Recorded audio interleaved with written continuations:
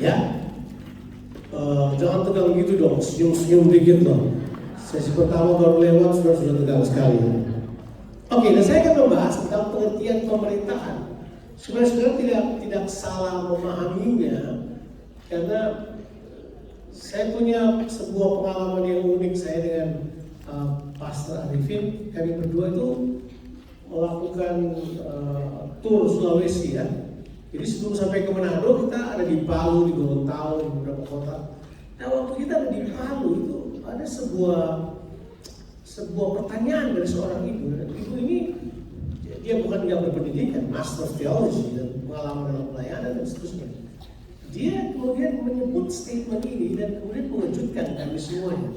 Dia berkata begini, mengenal Tuhan sebagai Bapa itu jauh lebih penting daripada mengenal Tuhan sebagai Raja.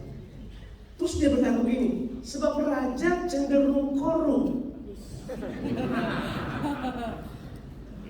Dan saya sadar betul. Kemudian saya sadar betul. Memang harus diakui, ya.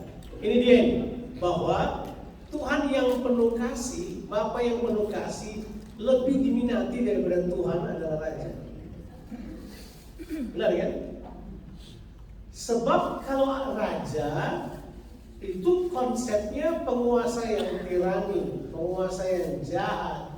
Itu konsep dunia kan tentang Raja. Tapi kalau baca Alkitab, itu narasi paling utama dari Alkitab, itu Tuhan adalah Raja yang memerintah atas sebuah kerajaan yang kekal dan tak tergoncangkan. Itu narasi tertinggi. Ya kan? Artinya kalau saya bilang pernyataan ini, kita lebih suka mendengar kata Allah yang mengasihi kekal daripada Tuhan yang memerintah kekal, betul kan? Coba, kalau saya bilang ini, Tuhan memerintah kekal, saya kenapa mas? Mau saya selesai. Tapi begitu sebenarnya, Tuhan mengasihi kekal, kita semangat. So begitu ada kata kasih, konsep kita adalah kasih adalah menyenangkan, kasih adalah romantis, kasih adalah senang. Nanti kita akan kasih, endingnya kasih adalah kita dibawa ke surga. Tinggal selama-lamanya dengan dia di surga. Apa perlu nggak saya sampaikan ini? Saya mikir dulu, terus saya sampaikan salah lagi. Maksudnya salah diterima. Sebab orang membaca Injil saja, arti Injil aja, I-N-J-I-L itu, Injil, itu artinya itu bervariasi, tergantung. Misalnya, kalau saya bilang apakah Injil itu? Kabar baik. Ya, udah jelas. Artinya kabar baik. Tapi seperti tadi, waktu Yesus berkata begini, Yesus memberitakan Injil kerajaan Allah. Orang tahu Injil itu apa? Sama seperti nasi liwet tadi. Jadi Injil itu untuk orang, mereka udah tahu Injil itu apa. Sebab Injil itu adalah sebuah bahasa yang dipakai secara normal di zaman itu. Sama seperti nasi liwet di Solo. Sama seperti papeda di Ambon. Kalau di Toraja mungkin kapurung. Kalau saya bilang kapurung, orang Toraja yang tahu. Itu sagu juga kayak papeda. Tapi dia campur sayur, dia campur macam-macam. Kalau di Ambon papeda kayak kita makan lem, asin. Selesai lem. Orang sini nggak tahu. Di sana udah biasa. Gitu konsep. Jadi waktu Yesus bilang Injil, nah, apa itu Injil? Sayangnya Injil itu cuma dihentikan dengan kata kabar baik. Kabar baik apa? Surat kabar baik itu bisa begini. Aku punya cucu loh, itu kabar baik loh. Saya dipromosi, gaji saya naik 3 kali lipat, itu kabar baik loh itu. Kaki saya tadinya kena asam urat, saya sembuh, kabar baik loh itu. Tapi yang dimaksud kabar baik ini bukan kabar baik itu. Evangelion itu adalah kabar baik. Harusnya bacanya Evangelion ya. Evangelion itu adalah kabar baik yang artinya bahwa dari tahta kerajaan itu akan muncul seorang raja yang akan mensejahterakan umatnya. Itu konsep. Jadi Injil itu tidak pernah Injil sosial. Ditulis Injil keselamatan di Alkitab hanya satu kali, Efesus 1 ayat 13. Satu kali toh, bukan itu. Injil keselamatan cuma satu kali disebut. Selebihnya adalah Injil kerajaan. Sebab kata Injil itu adalah istilah kerajaan, bahwa dari takhta akan muncul seorang raja yang akan memerintah dan mensejahterakan. Itu Injil. Tapi sekarang Injil dirubah. Abadnya yang ke-16. Ini saya tahu saya di syuting itu memang akan baca. Kalau sudah punya waktu, sudah baca seorang yang bernama William Tyndale. Saya bilang Tyndale sudah kenal nama ini? William Tyndale? William Sopo mas, William Tyndale. William Tyndale itu adalah muridnya Martin Luther yang terdekat. Saya a reform movement, mereka adalah pergerakan reformasi. Nah pada waktu itu reformasi bangkit karena melawan gereja lain itu adalah Roma Katolik. Jadi saya tidak bahas soal perpecahan Israel. Tapi waktu dia kemudian berhasil menerjemahkan Alkitab dalam bahasa orang biasa, ya kan? Dia menerjemahkan Alkitab dari terjemahan langsung Yunani ataupun Vulgata, terjemahan Latin, dia terjemahkan di dalam bahasa Inggris. Sudah bisa baca ceritanya William Tyndale, good man, penerjemah yang hebat, seorang reform yang bersemangat. Cuman masalahnya ini, setelah sekian lama orang percaya tidak pegang Alkitab, mereka harus diberi penjelasan apa artinya Injil. Jadi William Tyndale buat indah mengartikan Injil, dan itu menjadi pemahaman kita sampai sekarang. William Tyndale yang kasih definisinya, bahwa Injil itu adalah kabar baik. Kalau ditanya, kabar baik apa Pak? Begini kabar baiknya, bahwa Tuhan mengasihi manusia yang berdosa. Makanya Tuhan datang ke bumi ini menebus manusia, dan karena kasihnya dia membawa manusia bersama-sama dengan dirinya tinggal selama-lamanya di surga. Itu William Tyndale. Dan itu bukanlah sebuah hal yang biasa. Kalau sudah suka membaca literatur ya, saya kira mahasiswa PhD harusnya pelajari itu, atau mungkin S2 dan seterusnya harus mempelajari bagaimana istilah itu kemudian muncul. Sebab William Tyndale mendefinisikan itu untuk mempermudah orang mengenal Injil. Injil itu apa ya? Ya Injil itu adalah Tuhan mengasihi manusia. Itu William Tyndale mendefinisi. Tapi Injil sebenarnya apa? Kabar baik bahwa Raja bakal datang.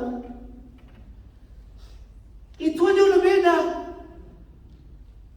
Jadi statement ini kemudian diangkat oleh seorang theologian yang bernama Anthony Wright. Kemudian dia menulis dalam bukunya How God Became King. Dia berkata bahwa kita ini gereja reform ke depan ke belakang ini telah salah membaca Alkitab. Kita dalam definisi jelas itu, padahal Injil itu adalah Matius, Markus, Lukas, Yohanes. Loh, Injil itu apa coba? Terus dia tanya begini, menurut saudara beritanya Matius, Markus, Lukas, Yohanes apa? Kalau disimpulkan beritanya Matius, Markus, Lukas, Yohanes itu adalah beritanya adalah Allah adalah Raja. Itu beritanya. Coba Yesus lahir sebagai Raja, hidup sebagai Raja. Makanya dia tidak berangkat jadi Raja, karena dia sudah Raja. Kalau orang belum Raja, perlu dia nggak jadi Raja. Dia udah lahirnya Raja. Ya, waktu Yesus lahir pengumumannya apa? Telah lahir bagi Lukas 2 ayat yang 11. Hari ini telah lahir bagimu Juru Selamat. Nah, kita selalu berhenti di Juru Selamat itu loh. Kita ini agama Juru Selamat. Udah, kita di kerajaan. Raja yang memerintah. Telah lahir bagimu Juru Selamat, yaitu apa? Kristus Tuhan di kota Daud. Itu dipilih hati-hati. Kota Daud, kota raja. Daud adalah raja contoh. Daud telah bernubuat tentang Mesias bakal datang dari keturunannya. Jadi sebenarnya itu sudah diatur rapi oleh para penulis Alkitab. Cuma kita tidak mau baca itu. Kita sudah terpengaruh konsep hanya dibawa oleh reform. Kita kemudian pikir cuma itu saja, bahwa keselamatan itu cuma bawa kita ke surga. Padahal idenya bukan cuma itu. Makanya dalam buku kritikan dari C.S. Lewis, dalam buku yang dia tulis namanya adalah judul bukunya adalah English Literature itu for Christian Education. Dia tulis di dalamnya bahwa salah satu definisi Injil yang telah disimpangkan adalah arti dari Injil itu sendiri.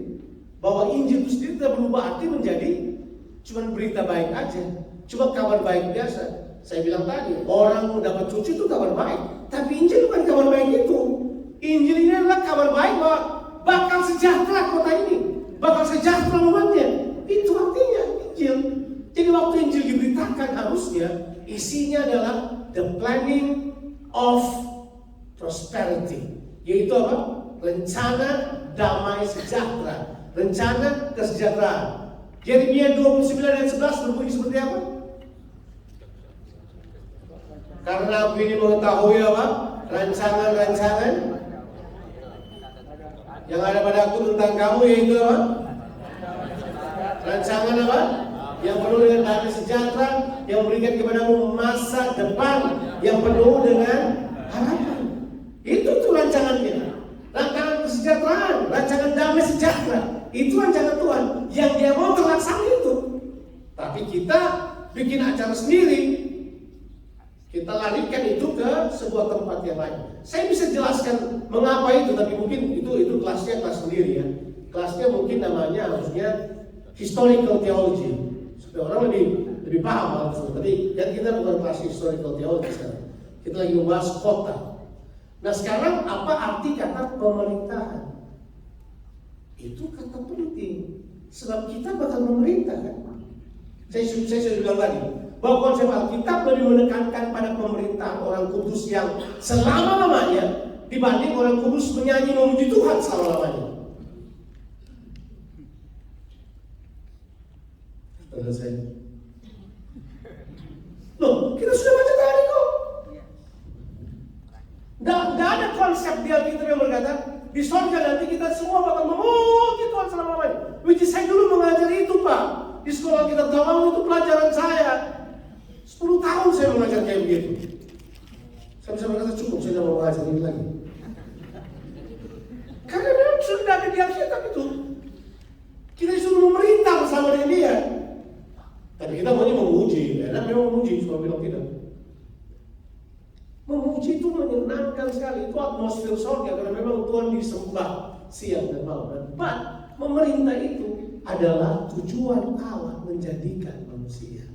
Nah, sekarang kalau kita masuk pada kingdom concept, mengapa kita harus memerintah? Supaya kita menemukan arti pemerintahan. Boleh ya? Boleh? Kalau kita baca Alkitab secara menyeluruh itu, Kejadian sampai Wahyu itu terbagi atas 4 bagian besar. Yang pertama penciptaan. Yang kedua adalah sangat disayangkan, kejatuhan. Ada kejatuhan.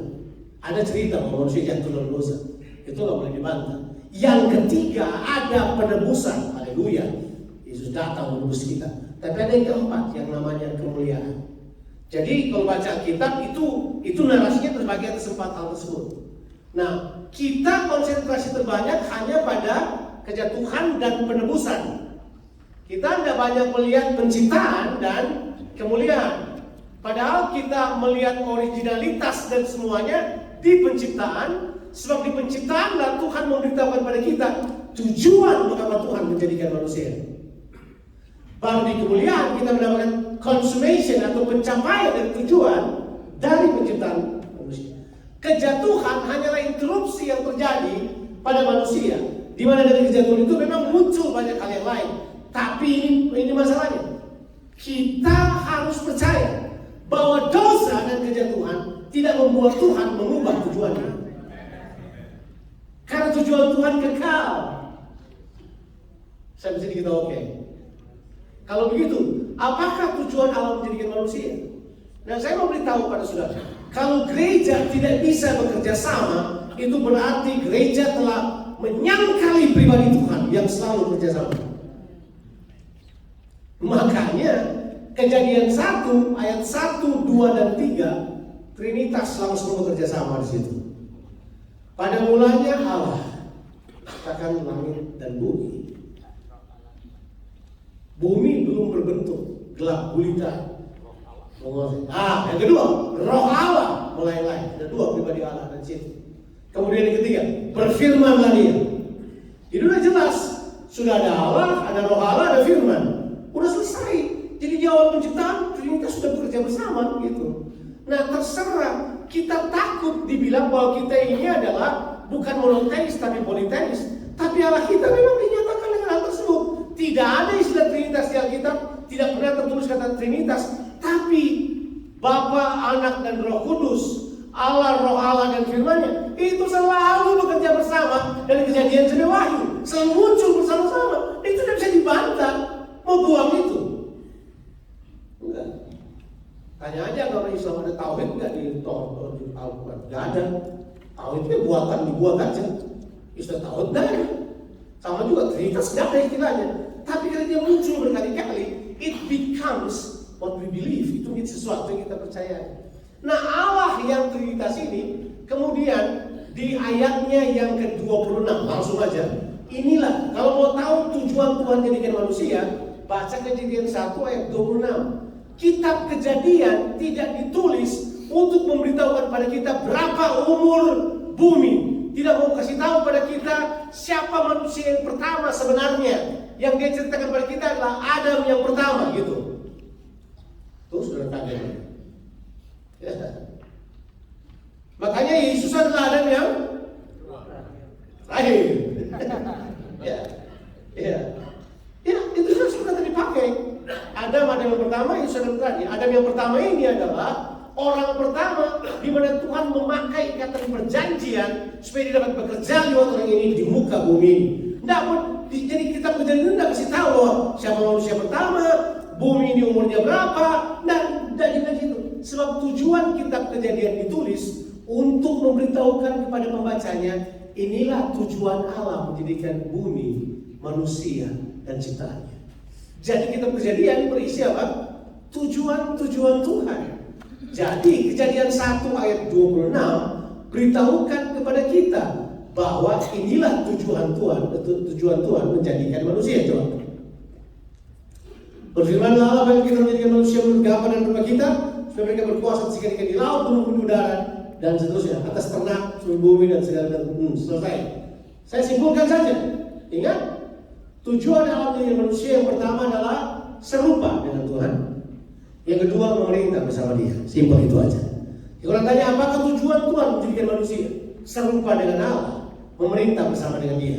Kalau kita jadikan sebuah kalimat, tujuan Tuhan menjadikan manusia adalah supaya dalam keserupaan dengan Allah, manusia memerintah bersama Allah. Sampai sini kita oke?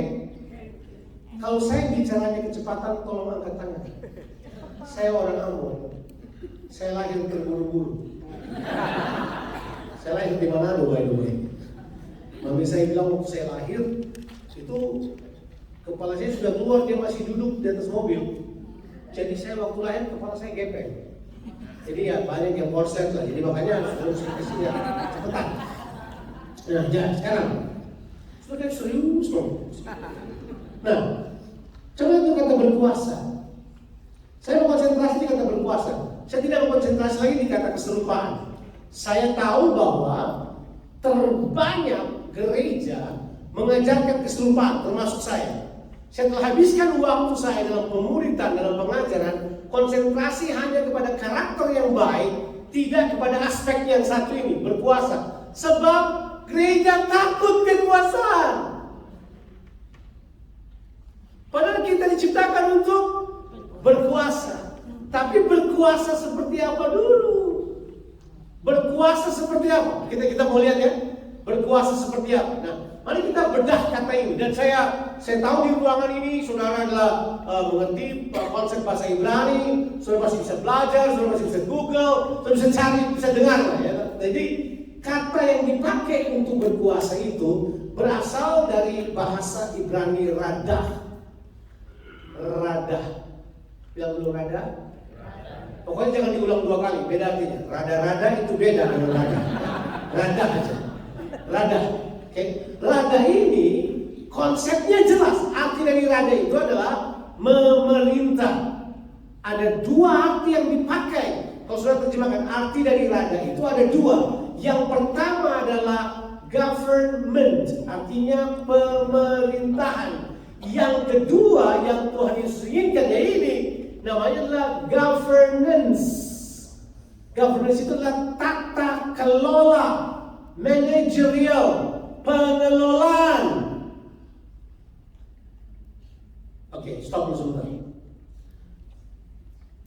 Waktu orang pertama dengar ini, saya sudah tanya orang, apa tujuan Tuhan jadikan manusia? Jawaban mereka dari berkuasa. Saya sudah tahu. Arti kuasa yang dia miliki adalah menguasai manusia yang lain. Itu konsep kerja Tuhan. Sebab Tuhan tidak menciptakan manusia untuk menguasai manusia yang lain. Ada di daftar situ bahwa supaya mereka berkuasa atas manusia yang lain. Enggak tuh? Ada? Enggak. Enggak. Sebab kata yang tepat di situ adalah kata berkuasa itu yang pertama adalah memang memerintah, tapi yang kedua kata yang lebih gampang prakteknya ada pada tata kelola atau governance. Setuju? Sampai sini kita oke? Nah, sudah pernah dengar ya? Tata kelola itu kalau dalam bahasa gereja apa? Kita bilang stewardship. Kita sebut dengan kata yang lain adalah apa? Penata layanan, tata kelola. Kata itu kalau di Perjanjian Baru nanti kita akan lihat, kata itu diterjemahkan bendahara sering, tapi sebenarnya itu istilah yang dipakai semua orang. Oikonomos. Tahu oikonomos? Ekonomi, Pak. Itu bahasa Yunaninya oikonomos. Tahu artinya ekonomos? Mengelola rumah, Pak. Tuh. Tapi sekarang kita pikir ekonomi cuma kelola uang. Tidak. Ekonomi itu manajemennya, ya kan? Sesuatu yang terkelola. Jadi sebenarnya begini, kuasa yang diberikan kepada manusia adalah kuasa untuk mengelola. Kita adalah pengelola, kita bukan pemilik. Makanya kita harus mengelola semua yang Tuhan berikan buat kita, sebab tujuan daripada pengelolaan itu adalah kesejahteraan. Sampai sini kita oke? Oke, sekarang saya ambil sebuah konsep yang lain dari penciptaan untuk menunjukkan kepada kita bahwa manusia memang diciptakan dengan konsep kerajaan. Manusia tidak diciptakan dengan konsep yang lain. Saudara raja di bumi ini, Pak. Pemerintah di bumi ini. Menurut saya, oke. Sekarang kita ambil. Sayangnya lagu ini dijadikan sebuah lagu, tapi kita cuma nyanyi Tuhannya. Padahal Daud punya maksud bukan Tuhan waktu dia tulis itu. Ya Tuhan, Tuhan kami, betapa mulianya. Nama-Mu Tuhan kami. Itu kan diambil dari Mazmur pasal 8 ayat 1 dan 2, ayat 2 seterusnya atau ayat 3. Ketika kulihat bintang buatan tangan-Mu. Kita baca kan? Mazmur 8. Supaya sudah tahu arti memerintah kota itu apa. Sudah pikir memerintah kota itu ganti wali kota kali kita enggak. Sebab ada narasi di Alkitab yang sudah tertulis dengan jelas. Saya tunjukkan narasinya sebentar. Tapi coba kita lihat dulu. Saya bilang tadi baca dulu. Mazmur 8. Boleh nggak ya? Atau saya buka sendiri aja? Ini kan, ya Tuhan kami benar mulai nama-Mu di seluruh bumi. Siap.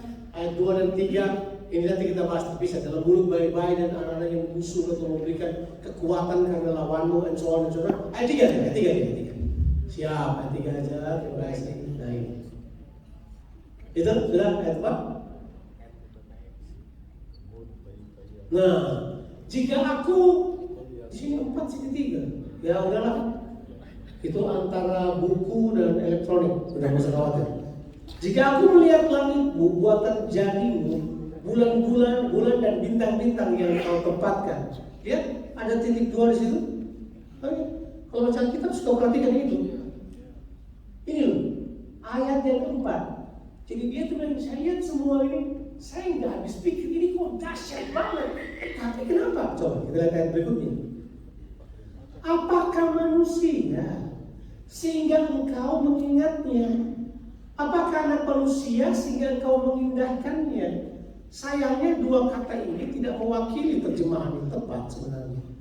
Jadi kira-kira kalau dia bilang begini, apakah manusia sehingga manusia memenuhi pemikiranmu? What is man so you are mindful of him? Itu kata dipilih hati-hati.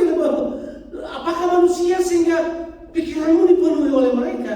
Terus yang kedua dia bilang ini, apakah anak manusia sehingga engkau mengindahkannya? Terjemahan King James tulis ini, so you visit them every morning, supaya kau kunjungi dia tiap pagi. So kau pikirkan dia tiap pagi, kau datangi dia. Maksudnya dia bilang, kalau mereka jadi penting banget buat Tuhan. Teologi yang berkata bahwa manusia tidak penting, itu melanggar Alkitab. Pernah tahu ada pengajaran teologi yang berkata the privacy of human being, bahwa manusia nggak ada harganya, tinggal dibuang aja, kalau mau bunuh dia bunuh aja, sembarangan aja. Sebab Tuhan menjadikan manusia pertama tidak dengan pemikiran untuk membinasakannya, enggak. Tuhan menciptakan manusia untuk segambar dengan dia dan memerintah bersama dengan dia. Di dalam benaknya nggak ada niatnya untuk membinasakan manusia, percaya. Pasti sudah akan cari ayat, aduh orang udah ditetapkan untuk binasa, nanti saya jelaskan itu kalau sudah. Itu lemah sekali itu. Sebab ini prinsipnya. Apakah manusia sehingga kau mengindahkannya? Kata you visited him every morning. Kau datangi tiap hari. Manusia ini siapa? Tuhan kunjungi. Itu terjemahan King James. Ayat berikutnya ayat 5. Namun engkau telah membuatnya hampir sama seperti Allah. Terjemahan Inggris agak lemah. Hampir sama dengan malaikat-malaikat yang namanya. Hampir sama seperti Allah.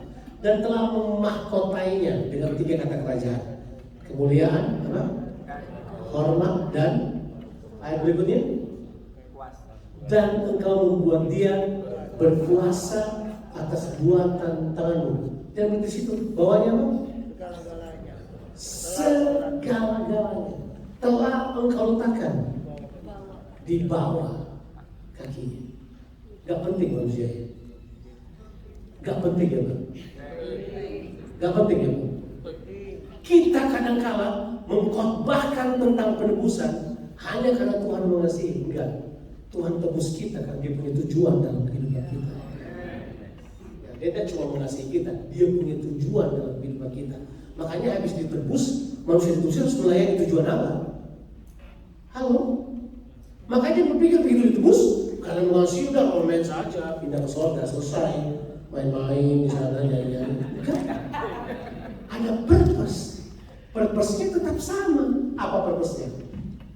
Ya itu. Dalam keserupaan dengan Allah, memerintah bersama dengan dia. Dan kata memerintah ini yang kita perlu jelaskan. Saya sudah katakan, itu adalah sebenarnya pengelolaan, pelayanan. Jadi dengan melayani kita mensejahterakan. Sebab tujuan kekuasaan dari Alkitab adalah untuk kesejahteraan, bukan untuk menguasai manusia. Salah seorang hamba Tuhan yang terkenal, saya tidak perlu sebut namanya, pernah mengatakan bahwa orang berdosa nanti bakal dibawa ke surga. Sebab dia bilang kita bakal memerintah di surga, jadi mesti ada yang diperintah dong. Makanya dia bilang dikirimlah orang berdosa di sana supaya kita orang perintah-perintah orang berdosa. Bayangin konsep apa itu? Menurut saya dari mana dia dapat konsep itu? Karena dia tidak paham tujuan Allah di depan. Konsepnya Tuhan dari awal bahwa tujuan semua bentuk kekuasaan orang percaya adalah kesejahteraan. Jadi kalau saudara mau kirim orang percaya duduk nanti di DPR, jadi menteri, jadi presiden, jadi apa aja, beritahu buat dia kita tidak berenang di sungai kekuasaan, kita berenang di sungai kesejahteraan. Makanya kita menjadi pelayan. Makanya Yesus definisikan ulang artinya berkuasa. Waktu dia duduk dan kita mesti baca ini. Biar sudah tahu arti memerintah kota itu melayani kota dengan sepenuh hati seperti melayani Tuhan.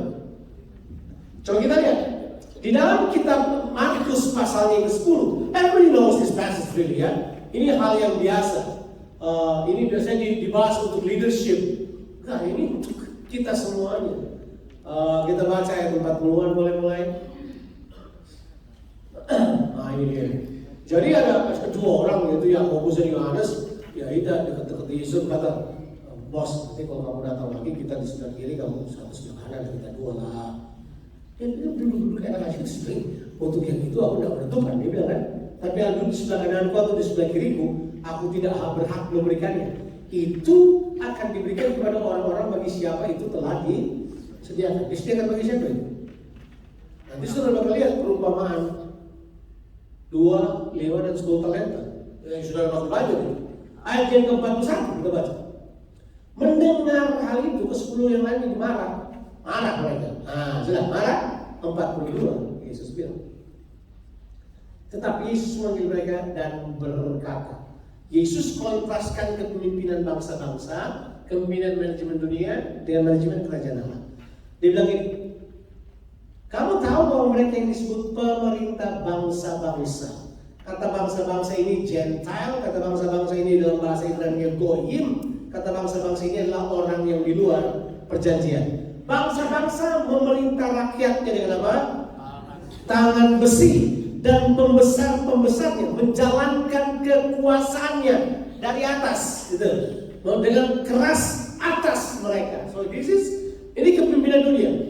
Top down, paksa, kerasin, bikin apa aja, buat ini lambang kekuasaan di dunia, betul kan?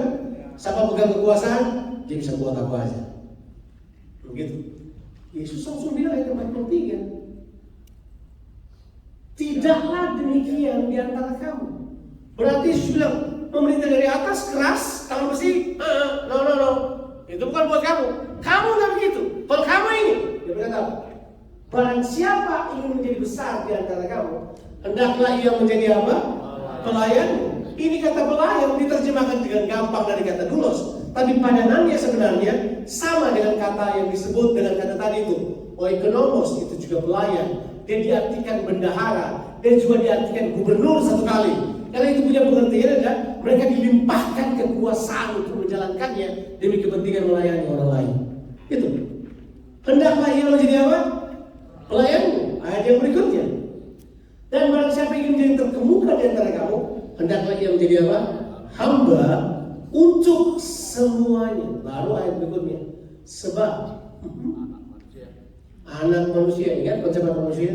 Saya suka Lukas atau Markus. Mereka kalau sebut anak manusia, mereka nggak bercanda. Mereka refer ke Daniel 7. Makanya dia bilang, karena anak manusia juga datang bukan untuk dilayani, melainkan untuk melayani dan untuk memberikan nyawanya menjadi tebusan bagi banyak orang.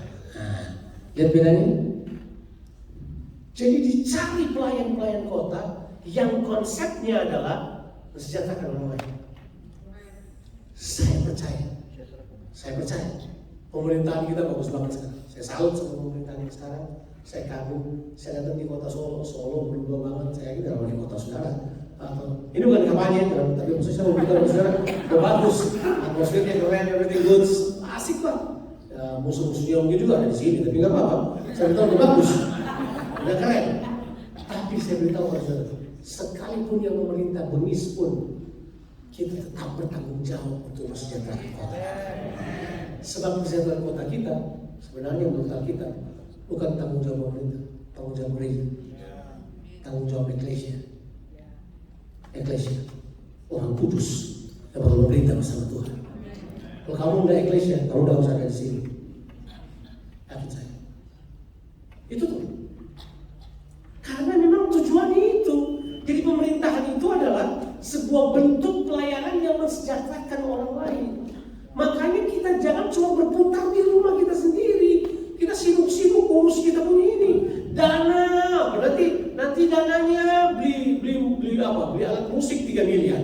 Padahal bayangkan, dana misi 300.000, dana beli musik 3 miliar. Terus kita tanya, kenapa kita kurang berpengaruh? Ya salah manajemen itu. Kita mesti dihakimi. Wrong manajemen, ya. Habiskan waktu doa 75% untuk kepentingan kesejahteraan pendeta-pendeta. Mereka sudah sejahtera. Kalau mati nanti ketemu Yesus ini yang di luar ini, doakan mereka lebih banyak. Kenapa? Wrong management, itu yang perlu dihakimi. yang penuh sejahtera kota. Tuh, sudah masuk dulu. Konsep ini mesti ada dulu di kita. Bahwa konsep pelayanan untuk kesejahteraan kota ini penting. Baru kebersamaan bisa terbangun. Saya katakan di awal sekali di depan begini. Makanya panggilan pribadimu Pak Ibu itu terkoneksi pada tujuan kotamu.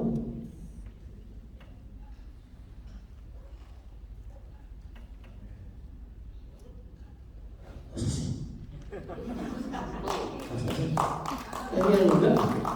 Ya. Kamu ada di Solo, harusnya panggilanmu, DNA-mu, semua yang ada di dalammu itu berteriak untuk kesejahteraan Solo.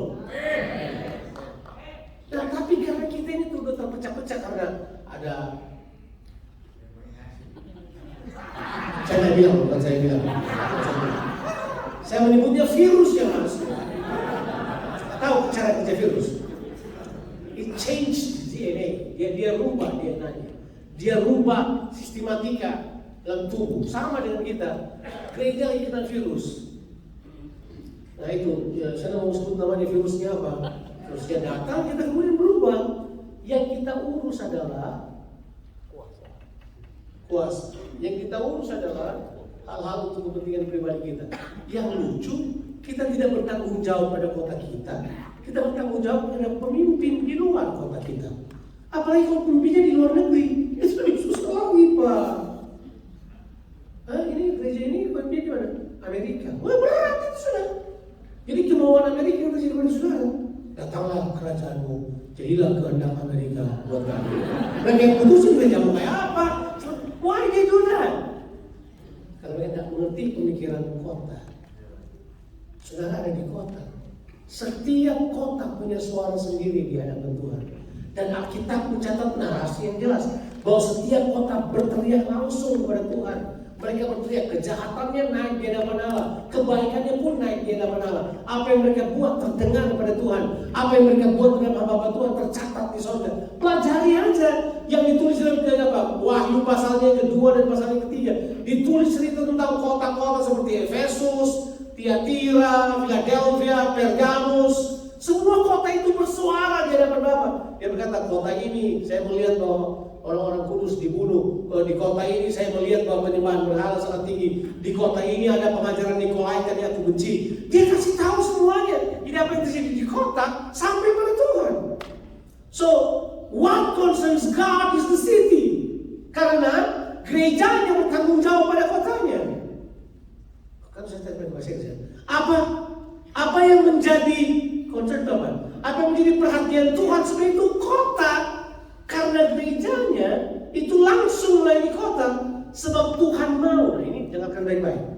Kehendak Tuhan buat kita ada di bumi ini adalah supaya kehendak Tuhan yang tidak kelihatan itu terlihat di bumi ini. Jadi waktu manusia muncul di dunia ini, langsung makhluk lihat manusia, itu kehendak Allah lagi jalan. Waktu mereka putuskan sesuatu, itu kehendak Allah lagi jalan.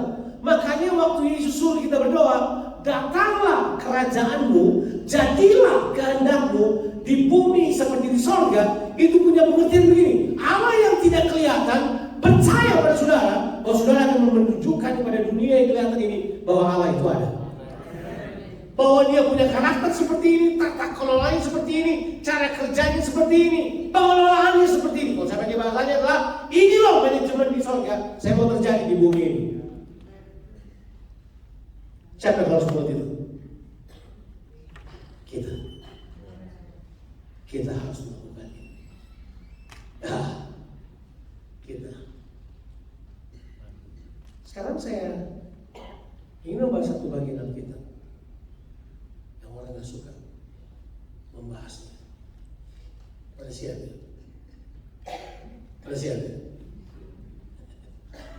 Oke. Nah gini, Yesus itu tidak akan datang ke dunia ini.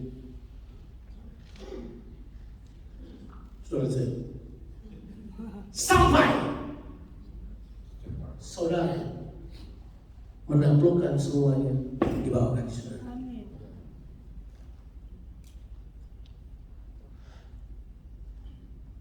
Jadi konsepnya yang tunggu-tunggu Tuhan itu harusnya kita ganti. Tuhan lagi tunggu kita, bukan kita tunggu Tuhan.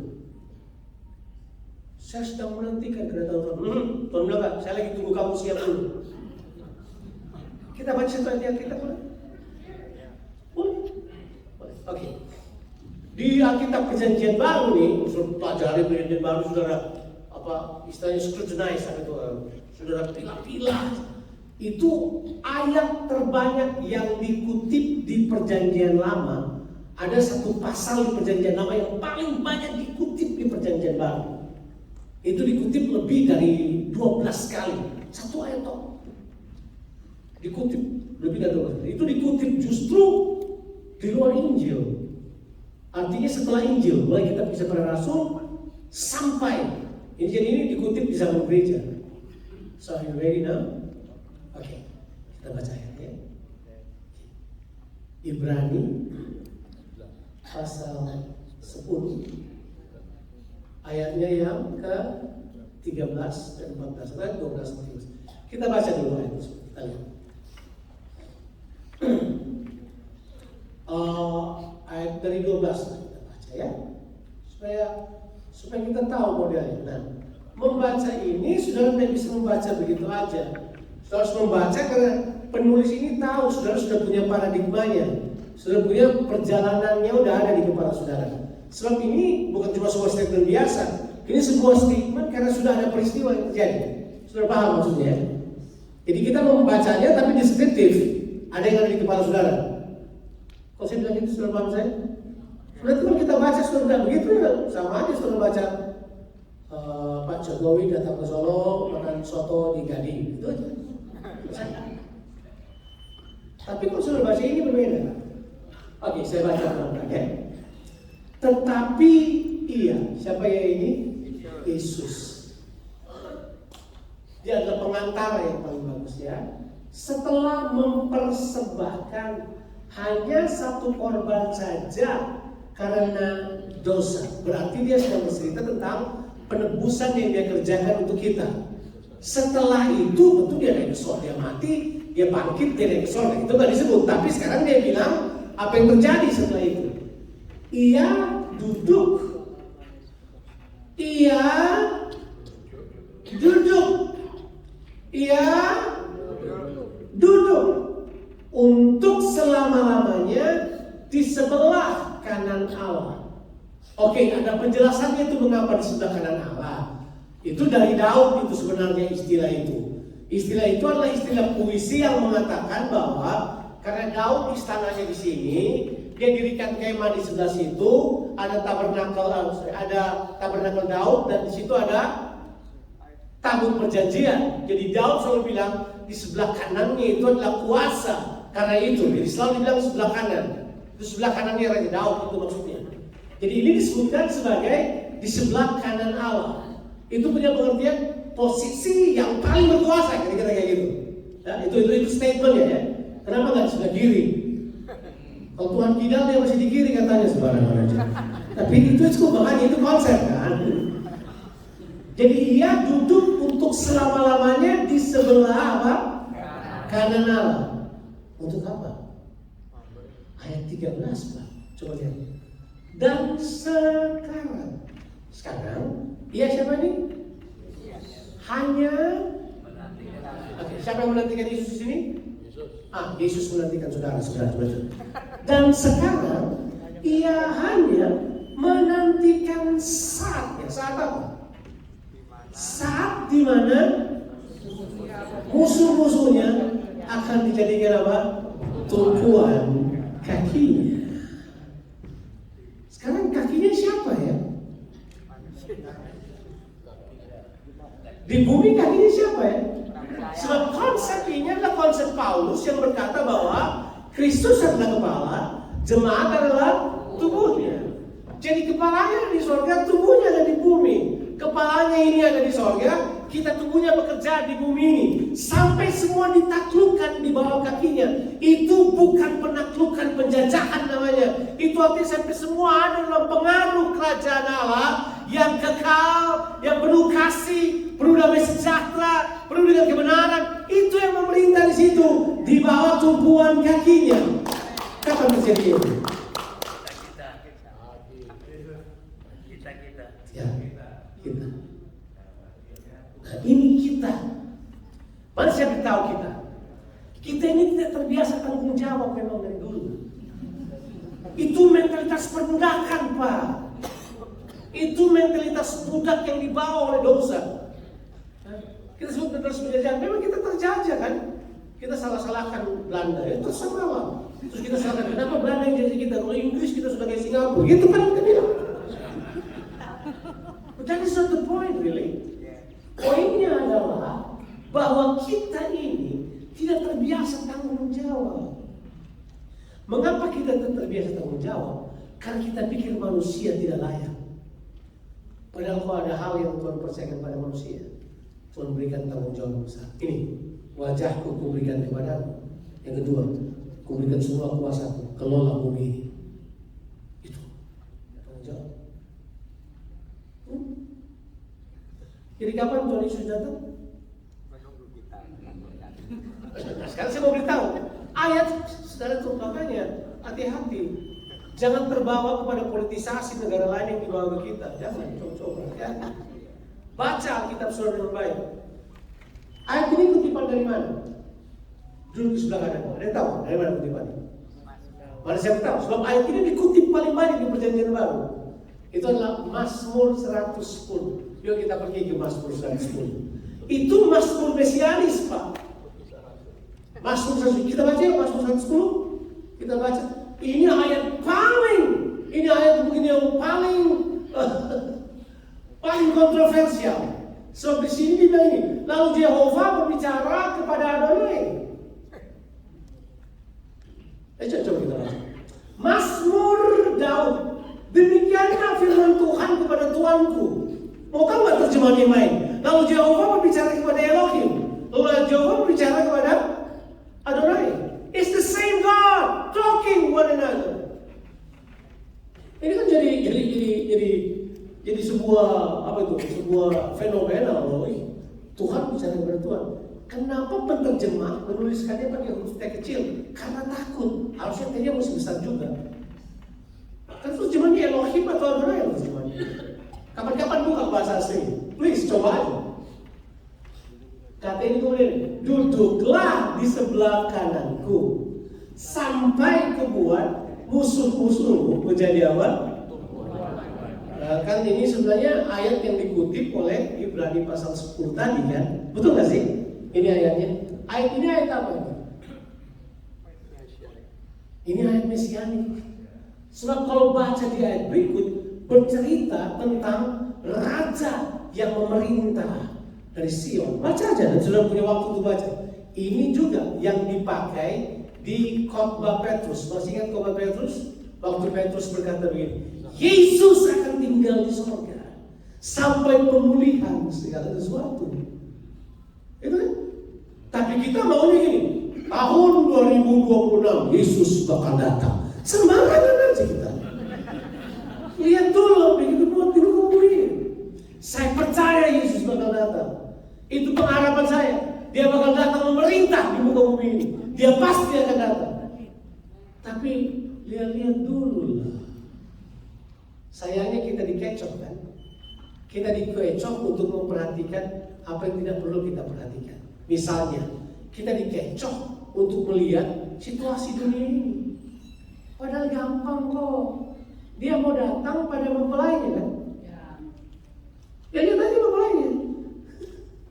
Dia mau datang jemput umatnya kan? Ya lihat aja umatnya. Terus orang punya konsep kedatangan Yesus adalah konsep kiamat. Kiamat itu bukan konsep Alkitab, Pak. Nggak tahu apa itu konsep kiamat itu. Seolah-olah ada satu hari di mana dia datang satu-satu di udara, porak-porandakan bumi kemudian. Enggak lah. Baca baik-baik kan kita sudah. Kedatangan Yesus yang kedua kali itu punya dua fase, Pak. Fase pertama manusia, dia datang di awal-awal, yang mati bangkit. Bangkit lagi nggak di surga, dia bangkit di bumi kok. Tuh. Terus kemudian kita yang hidup katanya diubahkan. Terus kita bersama-sama dengan urusan Tuhan. Ada yang bilang angkasa di udara. Begitu suka dia ingat, gue mau di sana. Waktu trompet bunyi gitu kan. Terbang ke atas. Saya juga suka ide itu. Saya mau tunggu saja dia Superman. Mau juga sama Pak. Tapi that is very important really. Sudah sampai ke atas. Dan kemudian terjadi dua hal. Untuk ini kata penting, legitimasi dari umat Tuhan menjadi mempelai Kristus dulu baru bisa memerintah bersama dengan Dia. Makanya ada perjamuan kawin domba, kemudian kita diberikan upah, diberikan semuanya itu. Nah di situ kita ada di sorga itu. Tapi kita nggak tinggal selamanya di situ, karena ada kedatangan Yesus yang kedua kali, fase yang kedua, yang namanya Epifania. Dia bakal datang menjejakkan kaki di muka bumi ini. Nah di situ dia nggak datang sendiri, dia datang bersama orang kudus yang lain tadi. Dan saya nggak tahu siapa mau tinggal di sana sementara Yesus turun ke bumi. Saya nggak tahu konsep apa yang mereka mau. Itu benar, karena nanti Yesus akan turun dan memerintah bumi ini kan. Dengan siapa dia datang?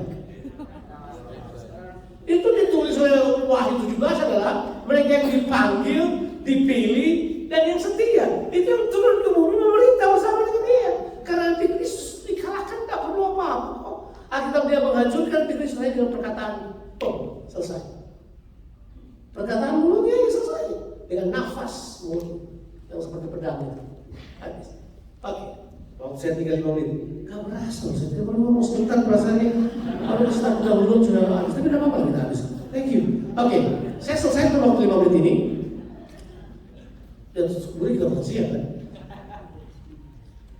Ketahuilah bahwa orang bekerja harus makan.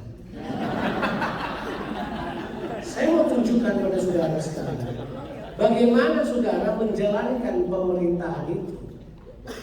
Bagaimana saudara menjalankan pemerintahan itu. 5 menit gak mau kita? Ya berarti kita berhenti di sini aja. Saya cuma mau katakan ini, bahwa kalau kita sudah menemukan konsep itu adalah melayani, apa yang kita layani? Bagaimana kita melakukannya? Ini dia ini.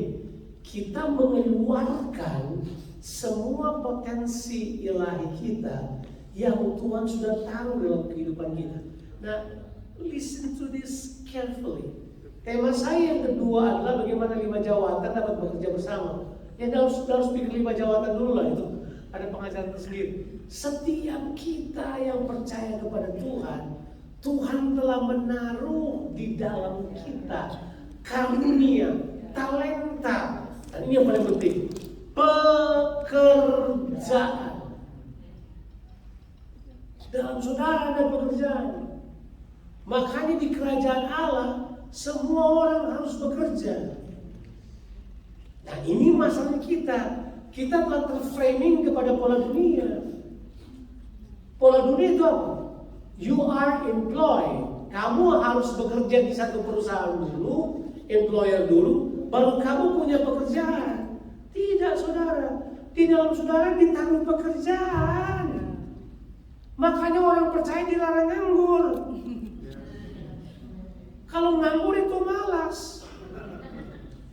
Jadi, saya mau bilang perkataan ini. Dengar saya baik-baik ya. Dengar baik-baik. Ini kata mahal ini kata yang saya sampaikan. Saudara boleh kehilangan, sangat disayangkan saya. Karena ini juga pekerjaan. Saudara boleh kehilangan employment. Saudara itu kan pekerjaan juga nih. Tapi gini, terjemahan yang tepat apa ya? Saudara bisa kehilangan pekerjaan. Tapi saudara tidak akan kehilangan pekerjaan yang sudah tahu Tuhan taruh dalam dirimu. Terjemahan Inggris lebih bagus sih. Kan gak enak di Solo kita terjemahan Inggris bingung banget. Iya kan? Karena begini, saudara bisa dipecat dari tempat pekerjaan saudara, tapi saudara punya pekerjaan di dalam saudara. You can stop to be an employee, but you are still have work in you to do. Ada. Sebab setelah Tuhan jadikan manusia segambar dengan rupanya, Tuhan berikan kepada manusia pekerjaan, Pak. Pekerjaan. Makanya terjemahan Inggris yang cocok. You can lose your job, but you cannot lose your work. Terjemahan apa tuh? Saudara bisa kehilangan pekerjaan, dan kamu tidak kehilangan pekerjaan, kan bingung. Job sama work kan sama. Tapi job itu adalah a place where you work, kan? Ya kan? Sementara work is the ability that you do, gitu. Sesuatu yang dalam saudara yang saudara keluarkan. Makanya saya percaya, saya ini udah melayani di kerajaan ini 41 tahun tahun ini. Ya saya mulai dari muda, sama suruh baru tua melayani dari muda. Saya 40 tahun bekerja di enterprise besar yang namanya Kingdom of God ini. Ini luar biasa, tidak pernah nganggur. Tidak pernah nganggur. Bayangkan. Karena dalam saya ada pekerjaan. Udah selesai aja deh. Makanya begini, harusnya di setiap kota kita penuh dengan pekerjaan orang-orang percaya yang mengeluarkan karunia-Nya, mengeluarkan potensi. Ini kita gereja yang menghina potensi yang ada di dalam kita. Kita hina, kita berkata nggak ada apa-apa.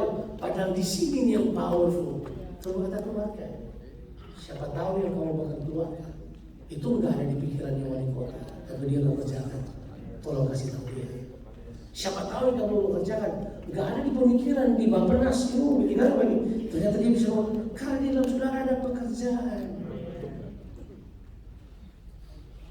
Makanya jangan cepat-cepat mati Pak, bekerja. Kelola tubuhmu baik-baik. Ada orang berkata, Jonathan ini suami takut istri. Iyalah. Bayangin, saya baru mau makan serabi satu saja.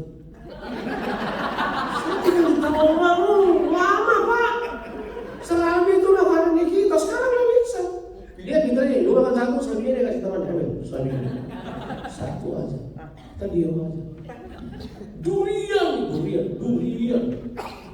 Pak Living, istrinya dan seterusnya. Saya, istri saya. Ayo jom, makan durian yuk. Istri langsung minta lagi saya. Jangan coba-coba.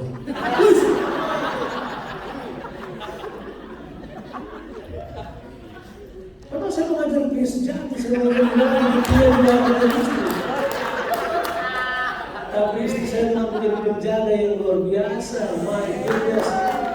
Kalau enggak lagi, ayah juga. Almarhum juga Pak. Kita ini cuma suka makan dan suka kerja. Tapi bukan suka kerja, kerjanya salah lagi. Suka kerjanya salah, tujuannya salah lagi. Ya. Udah saya selesai, balik. Oke. Saya nggak tahu kesudahan daripada seminar ini seperti apa. Tapi at least sudah mesti mulai berpikir dong. Mesti yang akan kuat, semua orang mesti bekerja. Boleh saya beritahu buat saudara? Waktu Yesus menebus saudara, Dia juga kasih saudara pekerjaan. Mau tahu? Nanti aja. Saya kembalikan pada yang memimpin tadi.